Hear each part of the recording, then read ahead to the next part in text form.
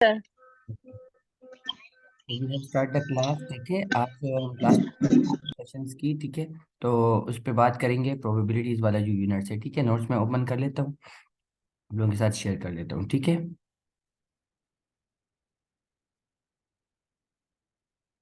Okay. Last वाला class को revise कर देगा थोड़ा बहुत कि क्या पढ़ा था।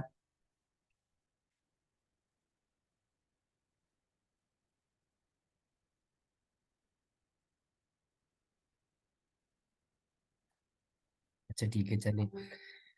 Now we use to differentiate measures of dispersion. ठीक है, जब हम मेजर ऑफ डिस्पर्शन की बात करते हैं, इसमें हम चार चीजों की भी बात करेंगे। Number one, range, semi inter quartile regions and probabilities की फिर बात करते हैं कि उसमें प्रोबेबिलिटीज क्या चीज होती है और क्यों है। सबसे पहले हम रेंज की बात करते हैं। हमारे पास कुछ रेंज होती है डेटा की, जब हम रिसर्च करते हैं तो हम उन रेंज को देखते हैं। ठीक है, उसके बाद फिर चीज़ों को देख लेते हैं कि क्या क्या चीज़ें हैं और किस तरह से हैं, तो उसके हिसाब से हम चलेंगे। ठीक है, पहले हम बात करते हैं अपनी रेंज की। रेंज क्या है? रेंज बेसिकली यूज होता है, द रेंज इज यूज्ड। ठीक है, there are ordinary data anyone presenting any result to people with little or no knowledge of statistics। ठीक है, ये रेंज होता है एक, हम जैसे शो करते हैं तो उसमें ये चीजें शो हो जाती है। अब the range is really use in scientific work, जो है हम जो लिखते हैं, फेयरनेस इंटेंसिटी उसके लिए, कि हमारा स्कोर कितना आया था और क्या था और दरमियान की रेंज क्या था। तो we have two sets, two different sets हमारे पास होती हैं। तो उसमें एक हम लेते हैं x maximum and x minimum. ठीक है, मैक्सिमम का मतलब कि छोटा से छोटा नंबर और बड़े से बड़ा नंबर, उन दोनों को हम क्या करते हैं, आपस में माइनस करते हैं, in the number is coming, हमारे पास एक नंबर आ जाते हैं। ठीक है, ये छोटा नंबर हम ले लेते हैं और एक सबसे बड़ा नंबर। तो बड़े नंबर से हम क्या करते हैं, छोटे नंबर को माइनस करते हैं and the result will coming. तो हमारी उस चीज की हमें एक डिफरेंशिएट बन जाता है कि क्या चीजें हैं। Two different sets of the data have the same range, इनकी रेंज सेम होगी, क्योंकि दोनों में अगर आप देखेंगे हाईएस्ट रेंज जो डेटा है वो क्या है, 9 है।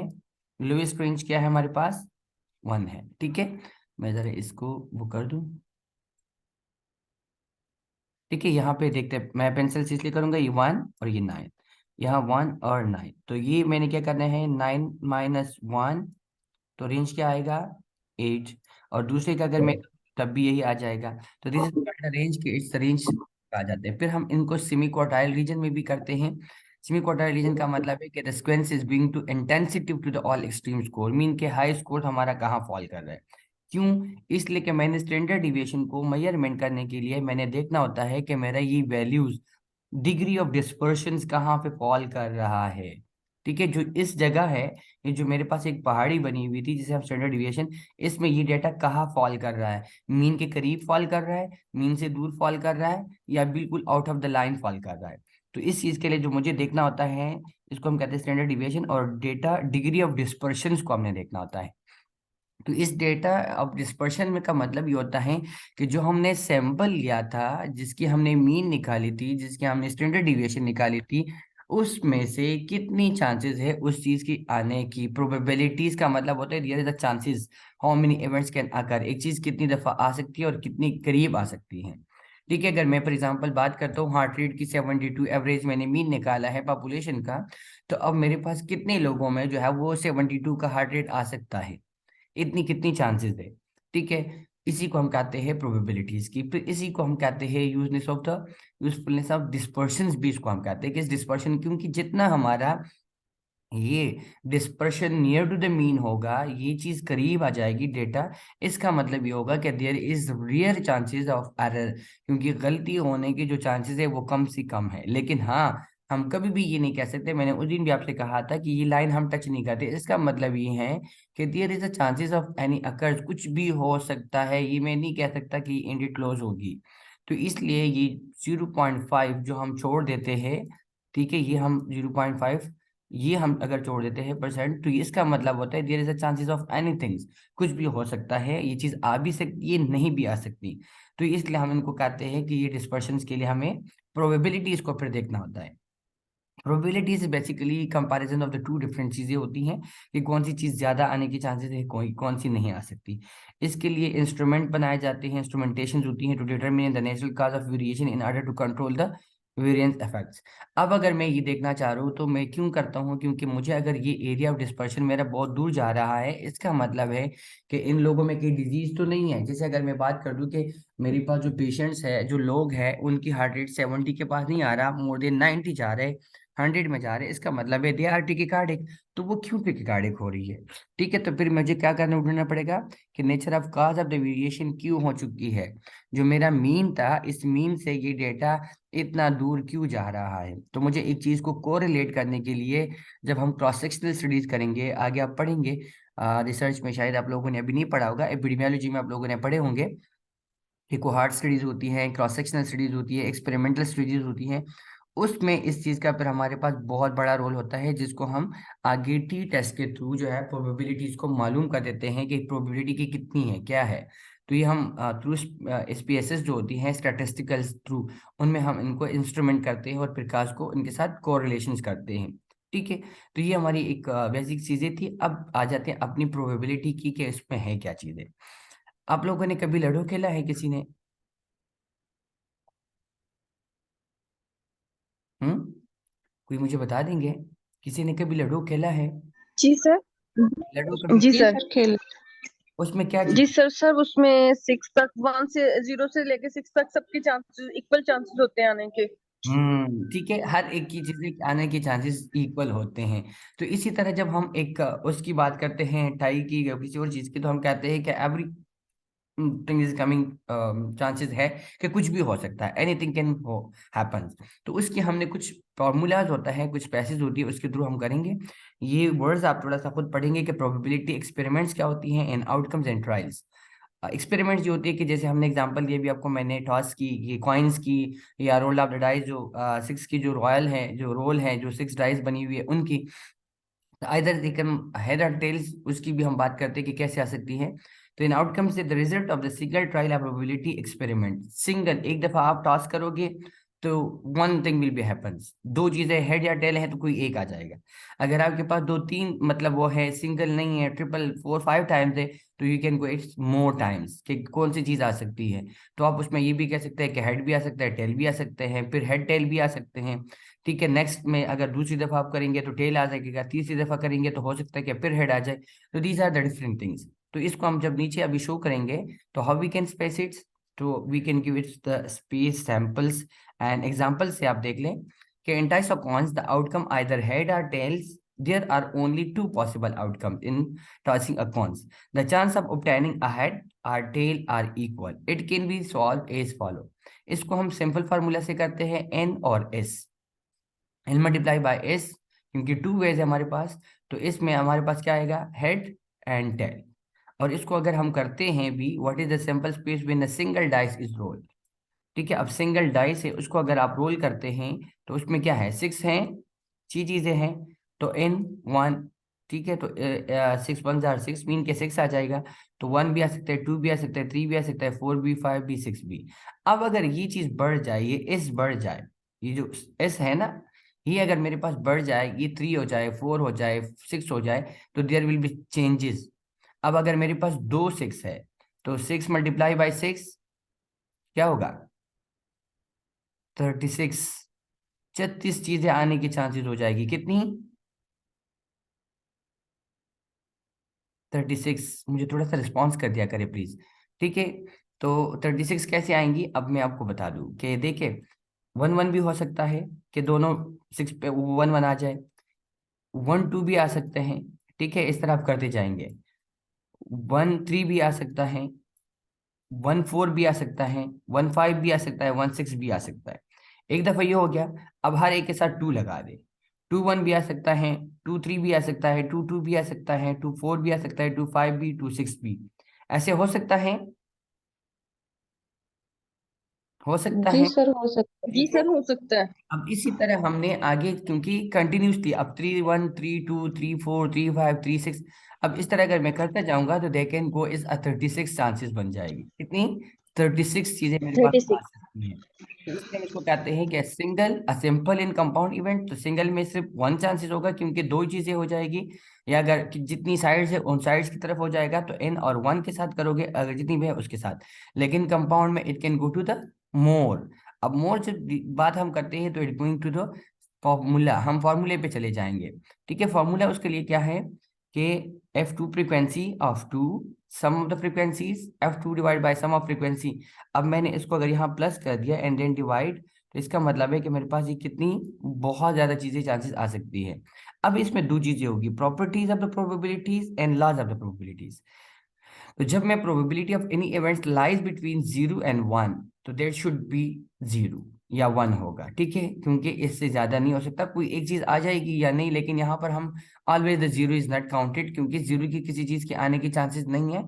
There is must one thing come. जिंदगी में कोई ऐसी चीज नहीं है कि जीरो का मतलब ना हो, जीरो का मतलब भी कुछ ना कुछ है। इसलिए क्योंकि absolutely we can talk about zero, तो हम ये बात नहीं कहते कि टर्न नहीं है, हम कहते हैं टर्न है, लेकिन अब कितना है ये हम नहीं कहते, या हम कहते हैं 0 डिग्री सेंटीग्रेड। तो 0 डिग्री पे हम ये नहीं कहते कि कोई भी टर्न नहीं, बहुत बहुत सीधी टर्न है, हम ये कहते हैं ना कोई टेम्परेचर नहीं है, टेम्परेचर ना होना नहीं है, टेम्परेचर है, लेकिन वहाँ जीरो का वैल्यू कुछ नहीं है। फिर इसी तरह अगर कोई बंदा फेल हो जाता है, दे कैन कार्ड 0 मार्क्स, तो इसका मतलब तो ये नहीं कि वो बंदा नहीं है ना, लेकिन उसने मार्क्स 0 ले ली। ठीक है, तो यहाँ पे उस जीरो का मतलब हम इस तरह ले लेते हैं, probability of the event that will suddenly occur 1 must होगा, कोई भी एक चीज आ सकती है, तो then we can say it can be the sum of 1 are equal. जैसे यहाँ पर मैंने अभी ऑलरेडी एग्जांपल भी दे दिया एंड देन वी काउंटेड। अब आप कैसे काउंट करते हैं, फैक्टोरियल नंबर्स होते हैं आपके पास। जैसे डिफाइन द फैक्टोरियल 4, अब मेरे पास अगर एक कोई चीज 4 है, ठीक है, 4 है, एक साइड पे कोई एक कॉइन्स है, कोई डाइस है जिसपे 4 निशान है, तो उसको मैंने क्या करना है, उसको 3 से भी हो सकता है, 2 से भी आ सकता है, 1 से भी आ सकता है। अब इसको अगर आप देखेंगे, और 4 भी आ सकता है, तो आपने क्या करना है, उसको मल्टीप्लाई कर दो सबके साथ। ये भी एक तरीका होता है। दूसरा फॉर्मूले कहते हैं, जब हम चले जाते हैं प्रीमिटेशन रूल्स जो होती है, वो कहते हैं कि एन पी और R is equal to N R, ये स्लेश आएगा और एन माइनस आर आएगा। तो कैसे होगा, मैंने कहा कि 5 पीसेज है मेरे पास, 3 उस पे सिंबल्स हैं और 5, तो मैंने क्या कर दिया 5 - 3, जो 5 को मैं क्या कर रहा हूँ, हर एक चीज के साथ जो नंबर्स है इससे लोअर नंबर्स है, 5 से लोअर नंबर, उनके साथ मैं मल्टीप्लाई कर रहा हूँ। And 5 - 3 2 and 1 is my constant, क्योंकि ये 1 मेरे पास आर जो है वो आ रहा है। ठीक है, क्योंकि वो -1 इधर से आ गया एंड 2 इसकी स्पेस से 5 - 2 पे ही आ गया। तो ये जो आ रहे दिस इज कॉल्ड, अब ये देखिए ये 60 दफा इनकी चांसेस है कि ये चीज आ जाएगी। ये 5 का जो नंबर है, कॉइन्स है या जो चीजें है, वो दे आर कमिंग 60 टाइम्स। इसी तरह फिर 8 का जो है 6720 टाइम्स आने की चांसेस है। दीज आर डिफाइंड इस रूल्स ऑफ प्रोबेबिलिटीज की हम बात करते हैं। अब एडिशनल रूल्स की जब हम बात करते हैं, थोड़ा सा ये एग्जांपल्स है इसलिए मैं इसको रिपीट नहीं कर रहा हूँ। एडिशनल रूल्स की, when two events A and B are mutually excluded, then क्या चीज हो सकती है, या ए आएगा या बी आएगा। अब ए प्लस बी कैसे करेंगे हम, तो हम इसको एग्जांपल देते हैं कि P3 is equal to 1/6 in P5 1/6। ठीक है, getting the probability when dice are काइस roll, find the probability getting of 3 and 5, कि 3 कितनी दफा आ सकता है और 5 कितनी दफा आ सकता है। मैंने अब ये चीज ढूंढनी, तो ये मैं कह सकता हूँ कि मेरे पास कितनी दफा आएगी और कैसे आएगी। Therefore P3 are 5, P3 plus P5 is equal to 1/6, 1/6 is equal to 2/6 is equal to 1/3 के 3 दफा इसी आने के चांसेस। कैसे 3 दफा आने के चांसेस हैं कि स्टडी की थी। ये जो 3 है ये भी 6 टाइम्स आ सकते हैं और ये 5 भी 6 टाइम्स आ सकते हैं। ठीक है, अगर मैं बात करूँ तो कैसे, if A and B are two events that are not mutually तो exclusive। कहाँ हो? Hope so. अच्छा, यहाँ पे जब हम बात करते हैं ए एंड बी की, ठीक है, तो इसको हमने कॉमनली प्लस करना है। कार्ड्स के ऊपर अगर आप देखते हो 52 कार्ड्स हैं आपके पास, ठीक है, तो उस 52 कार्ड्स की आपके पास कितने आने के चांसेस है, वो कहते हैं कि 10 hearts is are a heart. ठीक है, तो ये इसलिए आपने क्या देखना है, प्रोबेबिलिटी कि उसमें कौन सी चीजें ज्यादा आ सकती है। अब ये हमें सिर्फ बेसिकली थोड़ी सी चीजें ये है कि कुछ मैं यहाँ पे आपके साथ करूंगा भी। अब मुझे ये बताए कि ये 52 कार्ड्स हैं, ठीक है, तो इनकी कितनी वो आ जाएगी चांसेस है हर एक चीज की। ठीक है, तो वो कहते हैं कि P10, अब मैंने सिर्फ एक 10 को लेना है, P10 is equal to 4/52 and P heart 13/42, क्योंकि एक में मेरे ख्याल से 13 उसके आ जाते हैं, तो P that is the heart is 1/52, ए और बी, तो उनमें से कोई या ए आएगा या बी, तो इसको हम जब माइनस करते हैं, this is mean 16 times it can chances कि the P will be, the heart will become, 16 दफा उस 52 में से ये आ सकता है कि ये आ जाए. Then we can talk F one independent and A B then the P. Proportional probabilities कितनी चांसेस है कि ए आएगा या बी आएगा, कौन सी चीज आ सकती है. ठीक है, पी का मतलब है प्रोबेबिलिटीज, तो A multiply by P B, इनको हम मल्टीप्लाई करते हैं तो इनसे भी हमें पता लग जाता है. अब मैंने कहा determine the probability of obtaining 5 on die and tail are a coin in one throw. आपने एक दफा जो है वो कॉइन जो है थ्रो कर दिया और एक दफा डाइस थ्रो कर दिया, तो अब टेल कितनी दफा आ सकती है कॉइन के अंदर, वो कह रहे हैं कि 1 टाइम, और डाइस जो है वो 5 टाइम कितनी दफा आ सकती है. तो आप 1/6 करते हो और 1/2 करते हो, तो जब आप 1/2 इज इक्वल टू टेल, तो ये 1/6 एंड हाफ चांसेस है कि ये आ जाए. तो इसका मतलब है कि 12 दफा दोनों में से अगर हम दोनों को करते हैं तो 12 चांसेस मीन के दोनों की हाफ चांसेस ये है कि टेल आ जाए कॉइन्स की. लेकिन 5 टाइम जो है या 12 टाइम जो वो है, ये 5 है वो 12 टाइम्स आ सकता है. ठीक है, जो 5 है मीन्स के डाइस में आप 5 जो है दे आर कमिंग मोर, उसकी ज्यादा चांसेस है कि वो आ जाए. When two events are independent, the probability of the both events occurring P and B, probability दोनों की बराबर हो सकती है. अब इसकी एग्जांपल अगर हम रिसर्च के साथ करते हैं तो कैसे करते हैं, नीचे टेबल में मैंने एग्जांपल्स भी दिए हैं लेकिन ऊपर आपसे कहता भी हूँ. अब अगर आप देखते हैं कि मेरे पास एक मरीज है, ठीक है, मैंने एग्जांपल लिए हैं, सैंपल साइज है मेरा, मैंने लिया है पेशेंट पॉपुलेशंस की, ये सैंपल्स जो है, सैंपल मैंने लिए हैं 50. ठीक है, और 50 में मैंने कहा कि जो हार्ट रेट है वो मेरे पास 70 आ सकता है. अब कितने लोगों में 70 आ सकता है ये मैंने ढूंढना है. तो इस चीज को हम कहते हैं probability and they are finding and the T test भी हम मालूम कर सकते हैं. लेकिन यहाँ हम सिंपल से स्टार्ट करते हैं क्योंकि वो बहुत रिसर्च में जब आप जाओगे SPSS में तब आपको थोड़ा सा भी डिटेल में करना पड़ेगा. Construct the sample space when the 2 dice are rolled. अब आप 2 डाइस रोल करते हो, 2 6 हैं, तो वो कहते हैं कि आप ये टेबल मालूम कर दे कि कितनी चांसेस क्या क्या चीजें हैं. तो आपके पास मैंने क्या कहा था, N1 मल्टीप्लाई बाई N2. यहाँ पे अगर आप देखेंगे तो ये चीज आप देख ले, NS, N क्या है, देर इज मेरे पास डाइस है, और इसके वो क्या है, रोल के जो स्पेसेस है, नंबर्स है, वो मैंने 2 कर दिए. अब 6 2 ने 12, लेकिन 12 को अब फिर मैंने, क्योंकि मेरे पास 2 सिंपल साइज है 6 एंड 6, तो ये 6 multiply by 6 is equal to 36. अब कितने 36 कैसे आ रही है, 1 1 भी हो रहा है, 2 1 भी आ रहा है. अब देखिए इधर आ जाए, पहले मैंने ये वाला निकालना, 1 के साथ मैंने सारे नंबर्स लिख दिए, फिर 2 के साथ सारे नंबर लिख दिए, फिर 3 के साथ, फिर 4 के साथ, फिर 5 के साथ, फिर 6 के साथ. तो ये टोटल कितने बन रहे हैं अभी, 36. ठीक है, तो अब दूसरे में अगर आपको दे दूं कि मेरे पास example of the finding probability of in events if 3 coins are tossed together construct a tree diagram to find the following. आपने 3 कॉइन्स इकट्ठे किए, अब 3 कॉइन्स में वो आपसे कहते हैं कि इवेंट शोइंग नो हेड, ऐसा जगह मुझे बताओ कि कोई हेड नहीं आ सकता, ऐसी जगह बताओ जो 1 हेड आ जाए, जहाँ वो बताओ कि 3 हेड्स आ जाए और जहाँ 2 हेड आ जाए. सबसे पहले आपको क्या करना पड़ेगा, NNS. तो N आपके पास जो है वो 2 है, और आपके पास ये 1 कॉइन्स, तो 1 के साथ 1 2 मल्टीप्लाई बाई 2, तो ये फिर 1 2 एंड 3 कॉइन्स, तो 2 multiply by 2 multiply by 2 is equal to 8. अब आपके पास 8 चीजें बन सकती है. कैसे, सबसे पहले मैंने यहाँ पे कॉइन्स को फेंक दी, यहाँ मैंने 3 कॉइन्स क्या कर दिए, रोल आउट करके ऊपर फेंक दिए.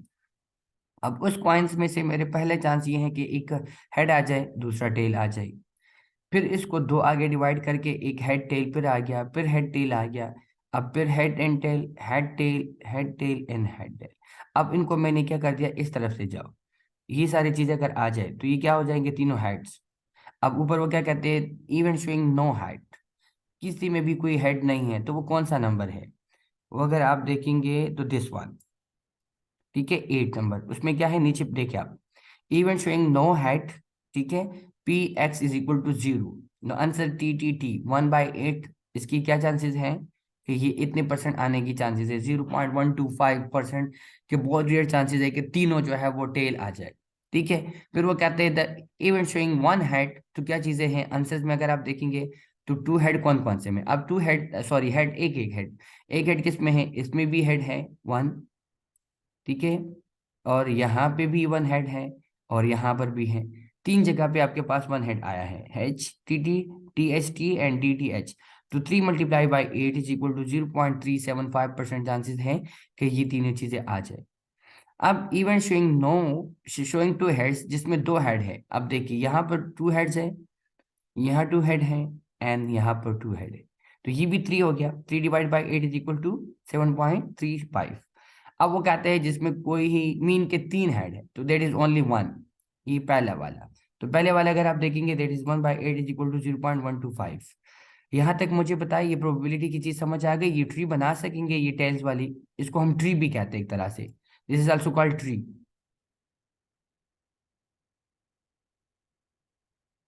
Anyone can explain here? यहाँ तक कोई मुझे बता सकेगा, क्योंकि आज मैं थोड़ा सा फास्ट भी चला गया हूँ। स्टूडेंट्स में से कोई भी ऊपर से यहाँ तक थोड़ा सा मुझे रिवाइज करके बता देंगे आज का कि क्या है रेंज ऑफ डिस्पर्शन या डिस्पर्शन ऑफ डेटा, क्या मतलब होता है, प्रोबेबिलिटीज यहाँ से, what is measure of tendency, dispersion, measure of dispersion का क्या मतलब है? जी anyone please, class please anyone. Sir measure of dispersion में रेंज आ जाती है, इसमें हम लोग फार्मूला लगाते हैं, सबसे जो मैक्सिमम वैल्यू है सबसे जो मिनिमम वैल्यू है उससे माइनस कर देते हैं तो हमें रेंज मालूम हो जाती है। गुड, जबरदस्त। प्लेन सेमी क्वार्टाइल रीजन इसके लिए आ जाती है। लेकिन अच्छा, इसको हम क्यों करते हैं? ये डिग्री ऑफ डिस्पर्शन या डिस्पर्शन डेटा को हमें क्यों मालूम करना चाहिए? क्या चीज मैंने की इसमें से? जरा मैं इसको मिटा दूं ताकि आपके लिए आसान हो। थोड़ा सा इसको रीड करेंगी? स्क्रीन नजर आ रहा है ना? ये सर आ रहा स्टैंडर्ड है। डिविएशन के लिए, इसको डिविएशन एसेंशियल क्यों है, ये क्यों जरूरी है डिस्पर्शन में, हमने अगर बात करनी है? क्या चीज असेस करना चाह रहे हो? 3 पॉइंट्स मैंने कहा है, ये 3 पॉइंट्स जरा रीड कर दे। Sir usefulness of measure of dispersion में hmm. it is helpful for determining the reliability of an average. It good, ठीक है, point out the means. extent to which the average is the representative of the entire data. Good, ठीक है, और? Sir इसको इसलिए major करते हैं, इसमें मीन निकालना होता है डेटा में से और इसके एरर्स और प्रोबेबिलिटीज जो है ना वो फाइंड आउट करनी होती हैं। यस, ठीक है। सेकंड, अगर आप देखेंगे असिस के एरर कितना चांसेस है, उनको subject to the data while estimating mean of population जब हम निकालते हैं तो हम ये कहते हैं किसी डिनोट्स की के एंड में हम इसको देखते हैं कि यहाँ पर कोई गलती कितनी चांसेस है। तो प्रोबेबिलिटी की चांसेस आने की या एरर आने की चांसेस, या उसको फिर हम कहते हैं कि एक चीज कितनी दफा आ सकती है, उनके लिए कर देते हैं। ठीक है। देन हमने प्रोबेबिलिटी की बात की, तो प्रोबेबिलिटी आप लोगों ने ऑलरेडी, मैंने आपको कहा भी कि क्वाइंस की एक्सपेरिमेंट्स दे दी। तो कोई मुझे आगे बता देगा कि कैसे फाइंड आउट करते हैं? अगर मैं आपको एक एग्जांपल दे दूं तो आप लोग मुझे अभी बता सकते हैं कि कैसे कर देंगे? अगर आपके पास मतलब 4 कॉइन्स, आप सॉरी 3 डाइस आप रोल करते हो, तो आपके पास 3 रोल्स, डाइस के रोल की कितनी चांसेस है, कितनी नंबर्स बन जाएगी? एक 6 है जो लडो पे, लेकिन वो आपके पास 3 है। कितने हैं? 3। और वो आपने रोल कर दिया 1 टाइम, तो कितने होंगे? क्या क्या चीजें आने की चांसेस है?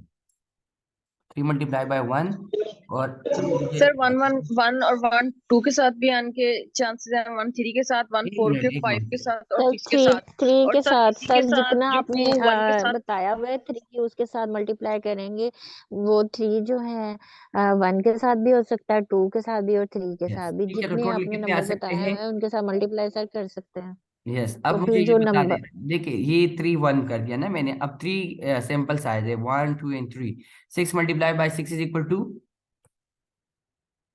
36। और 36 को मल्टीप्लाई करें 6 के साथ कितना आएगा? 36 को सर 36 के साथ या जी, 36 को 6 के साथ?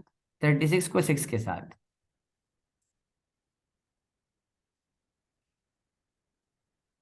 216। 126 सर। 216 टाइम्स जो है वो आपकी सारी चीजें बन जाएगी। जो आपका ये टेबल बनेगा ना, ये टेबल, इसमें फिर कितनी चीजें होगी?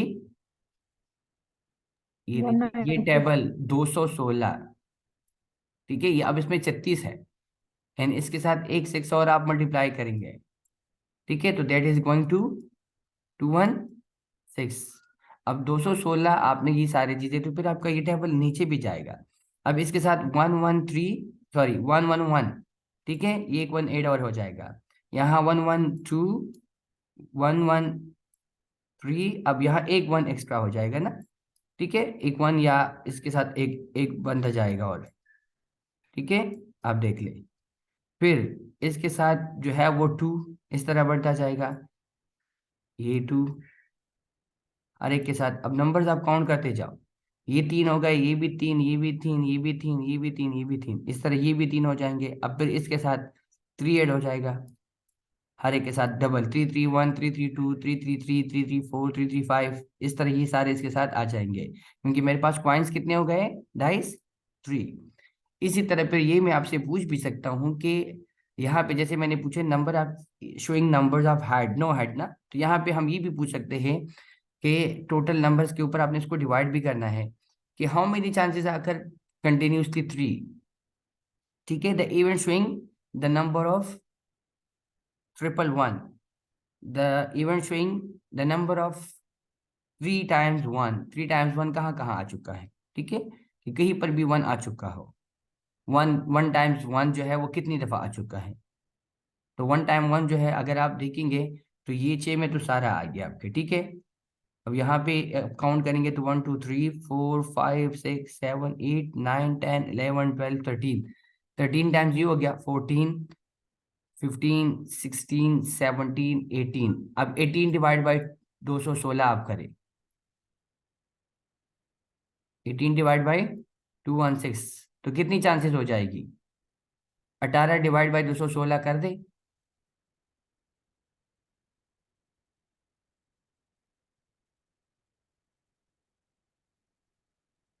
जी कोई भी बता दे। 18 डिवाइड बाई 216, क्या वैल्यू आ रही है आपके पास, पॉइंट में आएगी।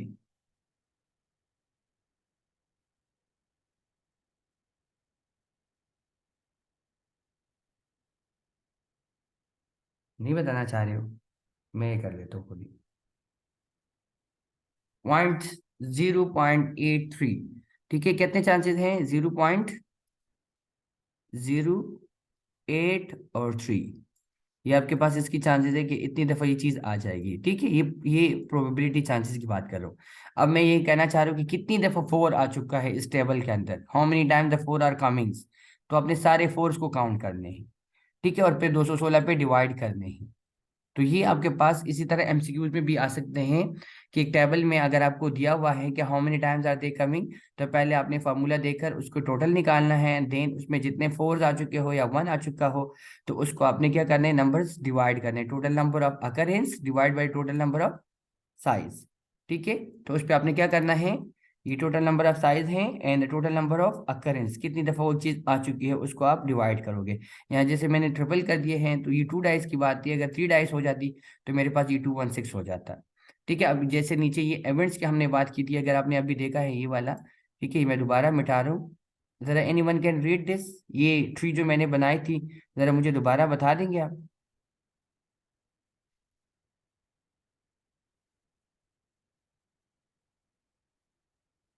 कोई भी एक बदला बता दे प्लीज। जी उस्मा सर है, हमने ये ना सरकारी है, कॉइन ठीक है। किया था रोल टाइप पे, तो सर इसमें हेड और टेल आने के चांसेस हैं। ठीक है, तो कितनी दफा आ जाएगा ये आपको फिर कहते हैं कि प्रोबेबिलिटी क्या है, कितनी चांसेस है आने की, तो ये आप यहाँ से इस तरह ट्री बना के और उसके बाद आप बता सकते हैं कि इतनी दफा इस चीज की आने की चांसेस हैं, तो ये आप उसी तरह कर देते हो, ठीक है। अच्छा, अब अगर हम बात करते हैं दूसरी चीज की, type of measure to use with nominal data. अब मैंने नॉमिनल डेटा को भी डिस्पर्स करना है, शो करना है, तो नॉमिनल डेटा क्या था हमारे पास, व्हाट इज नॉमिनल डेटा। अब थोड़ा सा हम नॉमिनल्स की तरफ भी चले जाएंगे क्योंकि उसको भी हमने देखना है ना, क्योंकि उसको हमने किस तरह की चीजों में शो करना है। ये तो हम ऑर्डिनल की बात करते थे, न्यूमेरिकल की बात करते थे, नंबर्स की बात कर रहे थे। अब मेरे पास अगर एक चीज नाम में आ जाए, सर जेंडर है जैसे, ठीक है, तो सर नॉमिनल नॉमिनल, डेटा, हाँ जी, जी सर बताइए। नॉन न्यूमेरिकल ग्रुप जो होता है ना, उसको डेटा जो होता है ना उसको कहते हैं हम्म, नेम्स की फॉर्म। ठीक है, क्या करेंगे उसमें से,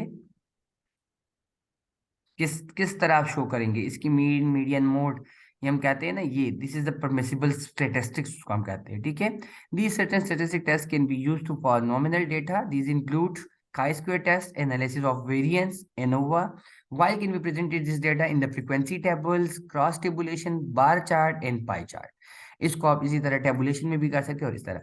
These are the tests. Now we can talk about date. Nominal denoted as categoricals, mood and chi-squares.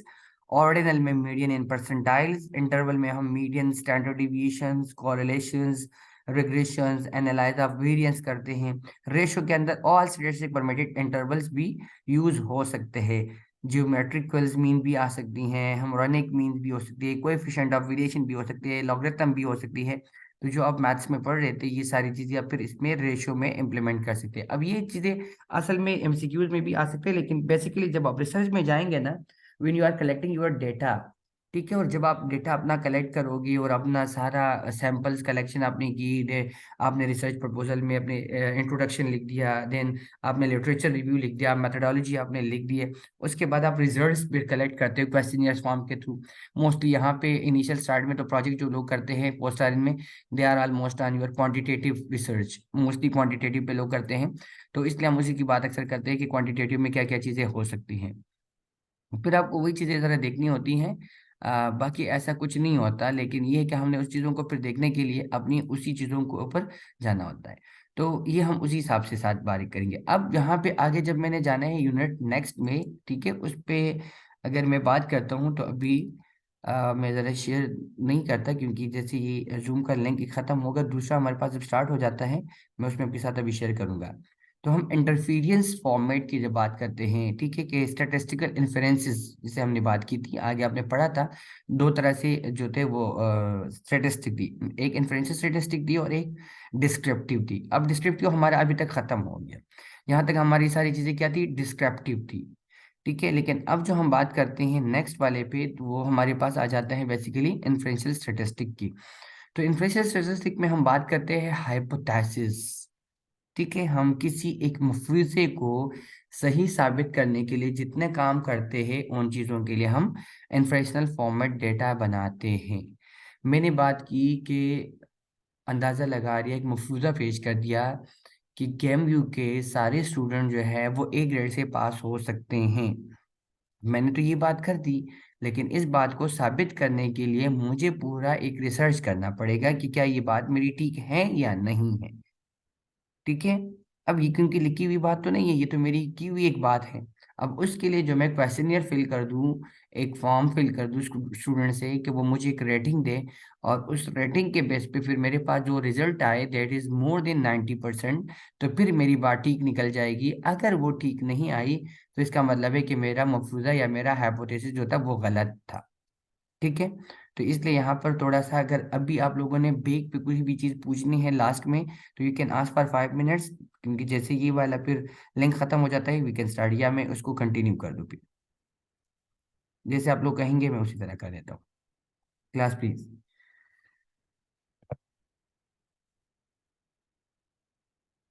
Ji sir, समझ आ गई है, आप कंटिन्यू करें। यहाँ तक क्लियर हो गया है? अच्छा, मैं जी जरा सर। दरमियान में एक थोड़ा सा आप लोगों से 10 मिनट्स का जो है वो टेस्ट भी ले लूंगा ना, एमसीक्यूज में पूछूंगा आप लोगों से। अगर आप लोग माइंड नहीं करते तो we have to discuss also MCQs, क्योंकि जो आप लोगों के साथ में नो सर, आप पूछ सकते हैं सर। इस तरह मैंने, हम चले गुड। इस तरह हमारा रिफ्लेक्सेस भी बन जाएंगे सर। हाँ बिल्कुल, एक चीज ये हो जाएगा थोड़ा सा, आप लोगों ने, मैंने शेयर भी किया आप लोगों के साथ एमसीक्यूज, अगर आप लोगों ने पढ़े हो तो मैंने कुछ शेयर किए थे आप लोगों के साथ एमसीक्यूज। पता नहीं पढ़ा है तुम लोगों ने कि नहीं, लेकिन मैंने शेयर किया हुआ है। Where is that number यार, ओपन हो गया, ठीक है, चलिए, ठीक है। अब शेयर हो गया, नजर आ रहे हैं? जी सर। अच्छा, यहाँ पे मैंने एक बात की है कि एक study was conducted in America to find out, अब आपने की पे नीचे नजर नहीं डालनी है, ठीक है, मैं थोड़ा सा इसको चलो नीचे कर दूं ताकि आप लोग क्लियर हो, एक एक नजर आ जाए। A study was conducted in America to find out the proportion of blacks in white American and California. The variable is chosen as, ठीक है। उन्होंने देखा दो तरह के लोग दिखना चाह रहे थे अमेरिका में, क्या ब्लैक लोग कितने हैं और व्हाइट कौन से हैं, ठीक है। उन्होंने एक प्रोपोर्शन निकाला था, उसके लिए वो कौन से टाइप ऑफ वेरिएबल यूज करेंगे। What is variable? Anyone can describe me variable, क्योंकि आपका पहले एक सर डेटा था। वेरिएबल जो भी आपके पास डेटा होगा यस, उसकी जो वैल्यूज होती हैं उनको वेरिएबल्स बोलते हाँ, हैं। वो कोई भी चीज में आप कर सकते हो। उसमें हमारे पास दो तरह से वेरिएबल्स होते हैं बेसिकली, ठीक है। दो तरह से कौन सी हैं? एक क्वांटिटेटिव एंड क्वालिटेटिव। फिर उसमें हम भी बात करते हैं क्वांटिटेटिव में भी या क्वालिटेटिव में भी। नीचे अगर हम बात करते हैं तो we can talk about two types further, कि कंटिन्यूस है या डिस्क्रीट है, ठीक है। फिर डिस्क्रीट में, सॉरी, उसमें नॉमिनल एंड ऑर्डिनल में हम बात करते हैं टू टाइप्स ऑफ डेटा की वेरिएबल्स की, एक नॉमिनल और ऑर्डिनल। नॉमिनल के अंदर फिर अगर हम बात करते हैं बी क्वांटिटेटिव हो सकती है, लेकिन मोस्टली आर क्वालिटेटिव डेटा होती है। और ऑर्डिनल जो होती है दैट इज क्वांटिटेटिव डेटा, हमेशा वो होती है क्वांटी में होती है, जो ऑर्डिनल होता है। फिर उसमें हमारे पास जब हम बात करते हैं तो we have nominal is also continuous and discrete, और इसी तरह जो है ordinal that is also continuous and discrete. अब कंटिन्यूस क्या होगा और डिस्क्रीट क्या होगा, ये किसी कोई बताएगा? सर कंटिन्यूस में कोई भी स्पेस डेसिमल नहीं नंबर होगा, वो शुड बी कंटिन्यू कमिंग। चली जाएगा। यस, डेसिमल नंबर जहां पर सर होगा that zero will be continuous, लेकिन जहां पे कंटिन्यूस नंबर नहीं है, डेसिमल पॉइंट नहीं है, दैट मीन कैसा है? It is discrete. और अब यहाँ क्योंकि हमने प्रोपोर्शन देखना है बिटवीन टू थिंग्स, तो वो ना नॉमिनल में आ रही है, ना ऑर्डिनल में आ रही है, ना कंटिन्यूस में आ सकती है, ना डिस्क्रीट में आ सकती है, तो दैट इज कॉल्ड डेमोक्रेटिव।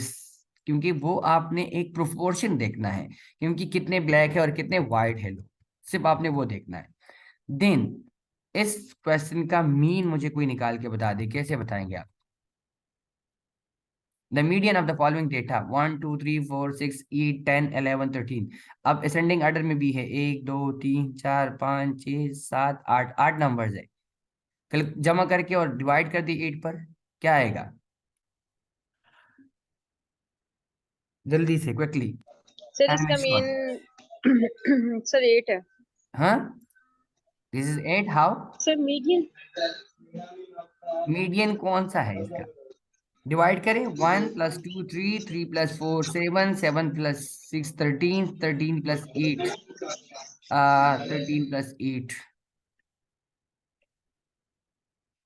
21, 21 + 10 31, 31 11 42, 42 + 42 + 13 42 + ये हो गया 5 and 5, 5 डिवाइड बाई 8,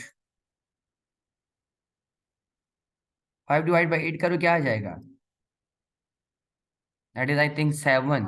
तो इसमें सर 6.875 सर, और इसका हम हमारे 7 पास ही आएगा। 6 भी है और 8 भी है, और मिड वाली जो है वो 7 है। मीडियन नहीं बच्चे, अब मीन 7 की सर। हमने बात की, मीडियन की बात करनी है, दिस इज 7। क्योंकि यहाँ पर अगर आप देखेंगे इस तरह भी आप निकालेंगे, M1 M2 भी निकाल सकते हैं, तो दिस इज 1 2 3 4 5 6 7 8 नंबर्स है ना। अब 8 को अगर मैंने इस तरफ 4 में ले रहा हूँ या 3, तो ये कम हो जाता है।